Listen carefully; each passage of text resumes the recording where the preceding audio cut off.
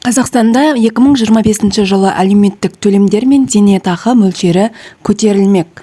Зейнетақы төлемдері артады. Бірінші. Екінші, әлеуметтік жәрдемақылар өседі. Үшінші, денсаулық сақтау саласына инвестициялар. Және төртінші, білім және ғылымды дамыту үшін. Бесінші, туризм және спорт туралы жаңалықтар айтып өтемін. Соңына дейін қараңыздар. Зейнетақы төлемдері артады. 2025 жылы зейнетақы төлемдеріне 5,26 триллион теңге бөлінбек. Бұл сома 2024 жылмен салыстырғанда 626 миллиард теңгеге көп. Ынтымақты зейнетақы мөлшері 3,49 триллион теңге дейін өседі. Зейнеткерлердің саны 2,64 миллион адам. Базалық зейнетақы төлемдері де артады. 2025 жылы бұл мақсатқа 1,167 триллион теңге қарастырылған. Бұл қаражат 2,52 миллионнан астам адамға жұмсалады.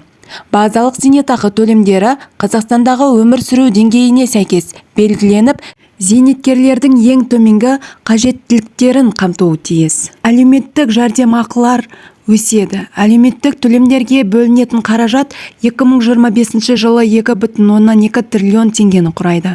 Бұл 2024 жылмен салыстырғанда 9%-ға көп.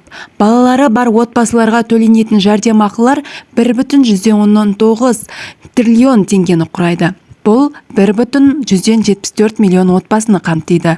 Мүгедегі бар азаматтарға және ерекше санаттағы азаматтарға төленетін жәрдемақылар, оның ішінде Ұлы Отан соғысының ардагерлері, асыраушысынан айырылған азаматтарда 2025 жылы 925 миллиард теңгеге дейін ұлғайтылады. Жәрдемақы алушылардың саны 1,116 миллион адам.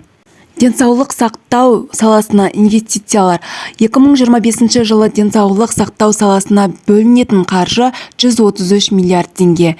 Тегін медициналық көмектің кепілдік берілген көлемін қаржыландыруға 1,172 триллион теңге бөлінеді. Міндетті әлеуметтік медициналық сақтандыруға 2025 жылы 701 миллиард теңге қарастырылған.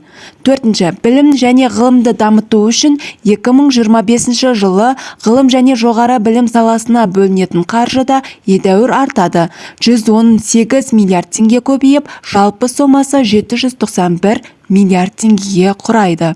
Ғылымды дамыту үшін 2025 жылы 260 миллиард теңге бөлінеді.